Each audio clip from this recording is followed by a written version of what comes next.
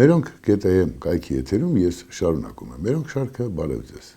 Մեր գործընկերը Fast Bank-ն է, շնորհակալություն Fast Bank-ին ըստահելի գործընկերության համար։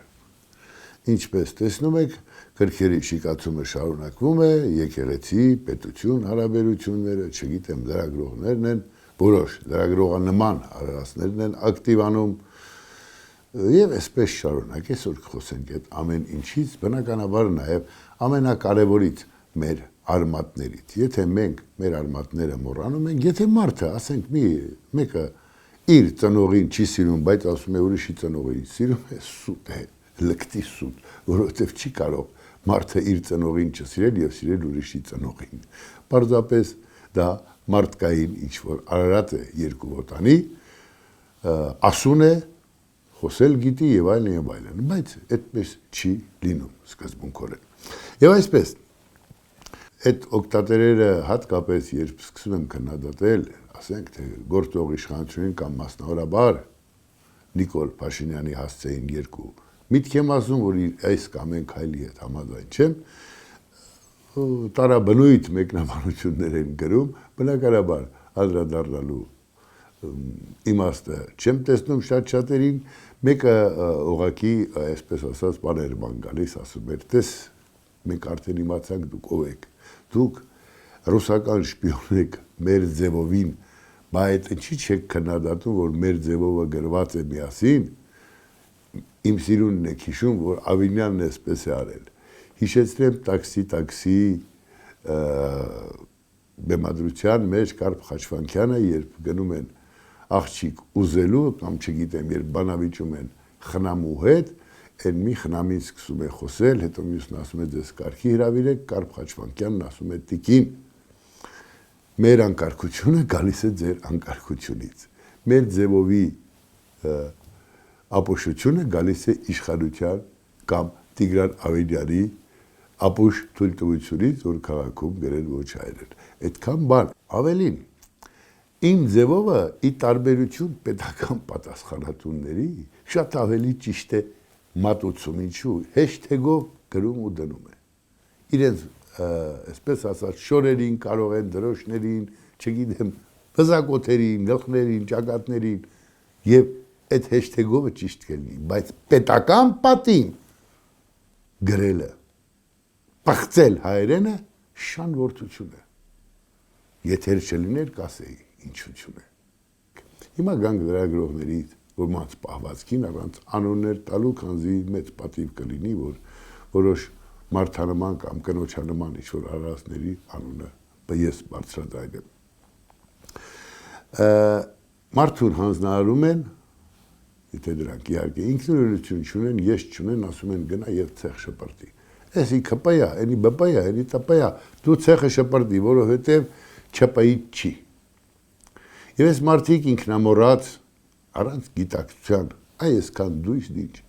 նմուշ ունենալու գնում են եւ սկսում հարցակող անել։ Բարոյականության նշույլ չունեն։ Ես սա մեծ ցավով եմ ասում, այսպես կոչված դպրոցը լրագրողական կամ լրատվական դաշտ կոչվածը շատ շատերի համար պարզապես մարդուկներին օգտագործելու տեղ է, իսկ այդ մարդուկները սեփական, ես չունեն։ Եվ մեկը ԿՊ-ի վաղարշապատի թեկնածու Մեխակյանին, անունը չեմ հիշում կարծեմ, Արգիշտի Մեխակյան, ով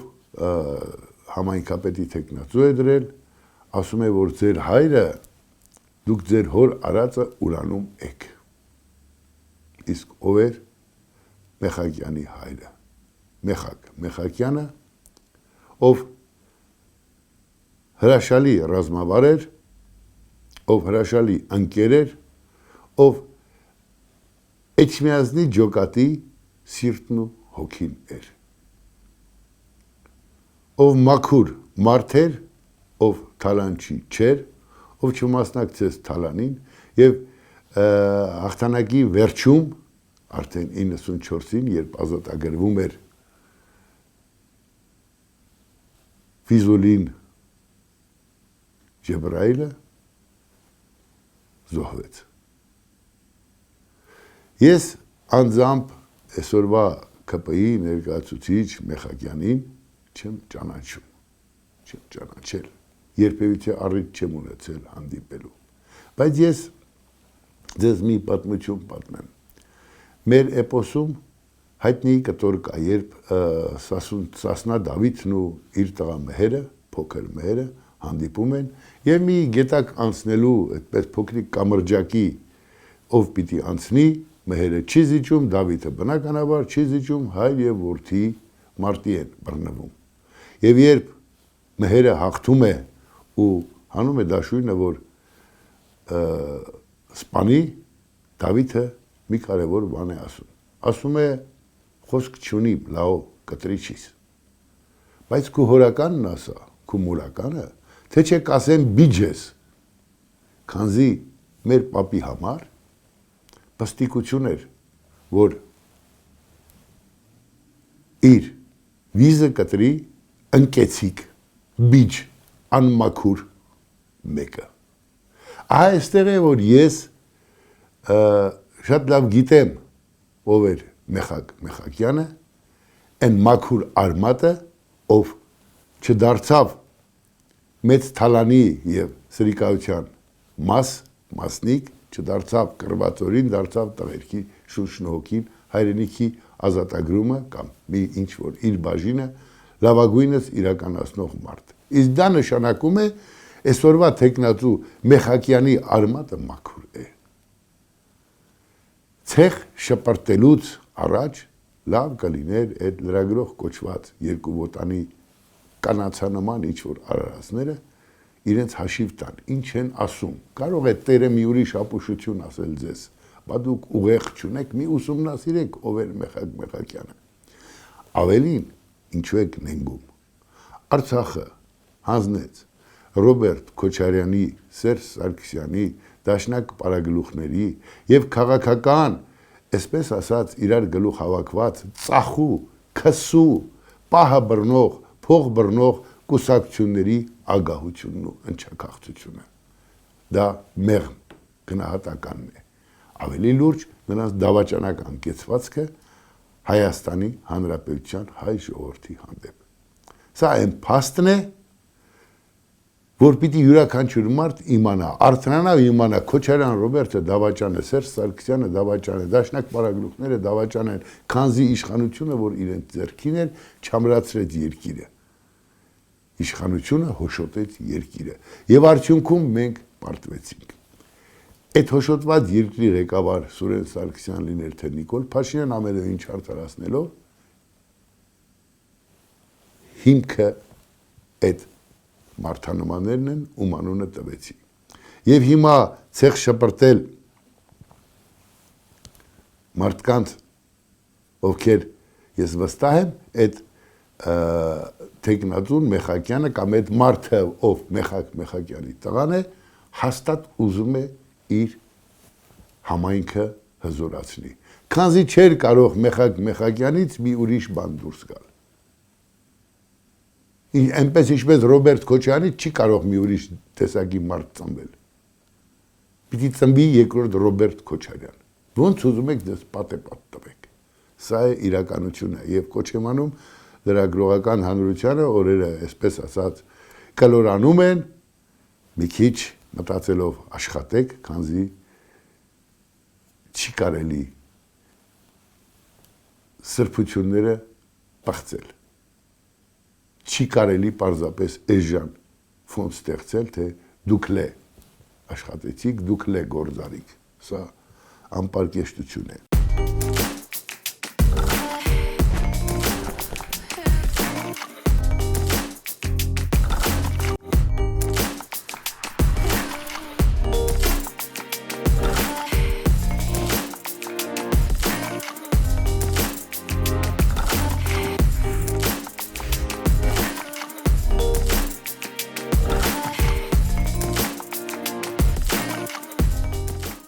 Ինչ վերաբերում է պարկեշտությանը, ես մեկ անգամ ասել եմ, հիմա էլ եմ ասում, չեմ դադարի ասել։ Հայկ Նահապետի արձանը, մասիվի, ծառերի տակից հանեք, Ավինյան եք, ինչ եք, չգիտեմ ով եք, դուք ինչ եք ձեզանից ներկայացնում, մեր ամենամաքուր արմատը Հայկ Նահապետն է եւ բերեք ազատության հրապարակ։ Ազատության ասելով նկատի ունեմ հանրապետության հրապարակ, հանրապետության, որը իրական ազատության հրապարակն է։ Այնտեղ է սիրտը եւ դրա համար Հայկ Նահապետի արձանը պիտի այնտեղ լինի։ Իսարսափ թշնամիների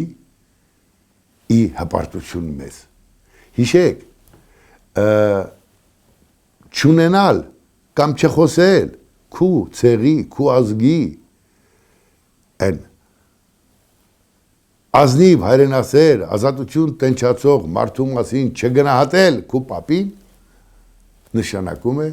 դառնալ ոչ մի բան։ Հայկ Նահապետը վասն ազատության իր աղեղը լարեց եւ նետահարեց բելին։ Հայ ժողովրդի ազատության։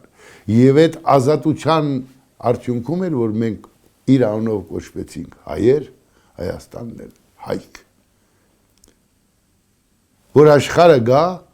ու տեսնի մեր պապի, մեր աստվածացրած պապի արձանը ու նրա պատմությունն իմանա։ Սա կլինի լավագույն մոտեցումը մեզ, մեր արմատներին, մեր մաքրությանը, մենք չենք մոռանում մեր արմատները։ Ու այդպիսի լրագրող լակոտ լուկուտները այլևս չեն գնա եւ նմանատիպ հարցումներ անեն։ Դա շատ կարևոր է։ Մի քիչ մտածեք, էլի ինչ որ բան կա որոշ մարդկանց ուսերին, հասկանում եք ինչ եմ ասում։ Մի կտրեք մեզ կամ մի փորձեք կտրել արմատներից։ Դա դատապարտված քայլ է։ Հա մեզ կտրեցին արմատներից, երբ այստեղ սրով ու արյամ քրիստոնեություն հիմնադրեցին։ Երբ մորթեցին, փշրեցին բոլոր մեհյանները, էսը, այնը, փոխարենը բերեցին եկեղեցիները։ Չէ քավլիցի, ես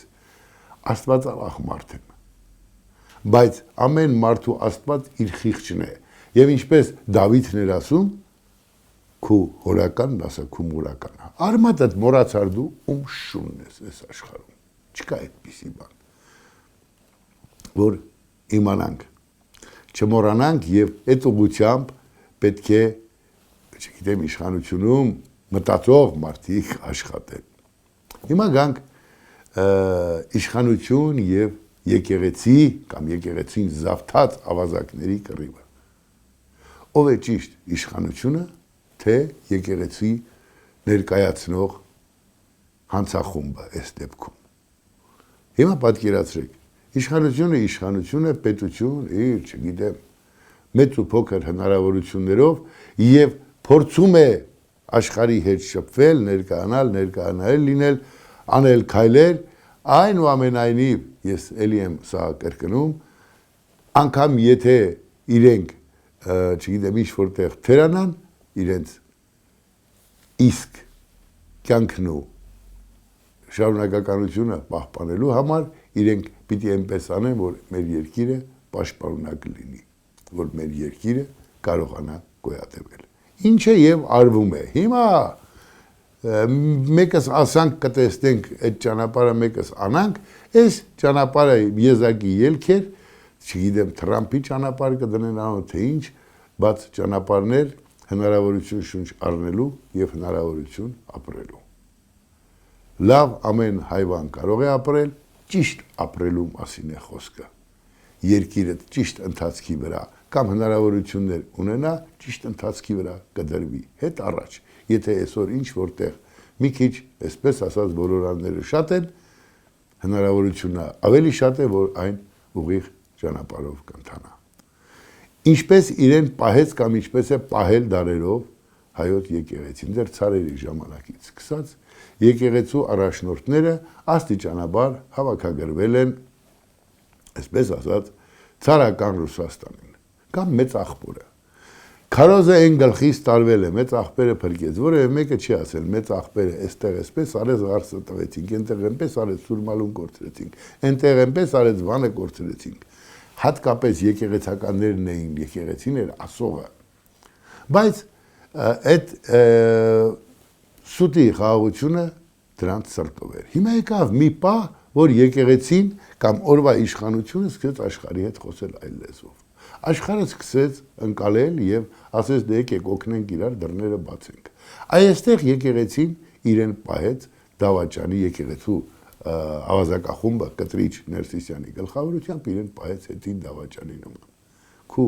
պետությանը մեկը հայհոյում է,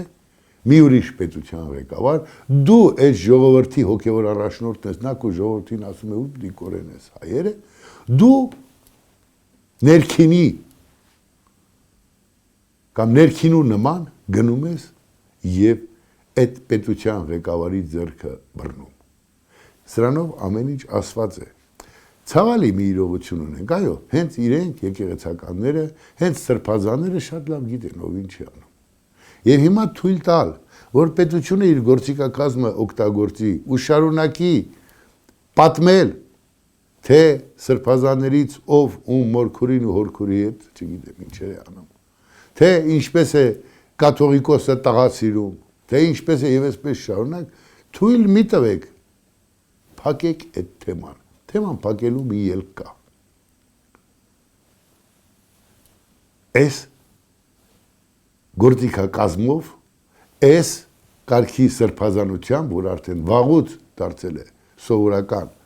շնաբարով պահվածք, դուք որևէ տեղ չեք կարող գնալ։ Եվ հասարակությունն էլ շնորհիվ ձեր վատ հոգևոր ծառայության տարիներ շարունակ ձեզ ընկալել է ընդամենը մի մոմ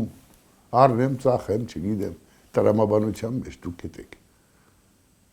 Հոգևոր կյանքը Հայաստանում պիտի ուժեղանա։ Բայց ոչ թե ասելով, այլ սեփական օրինակով։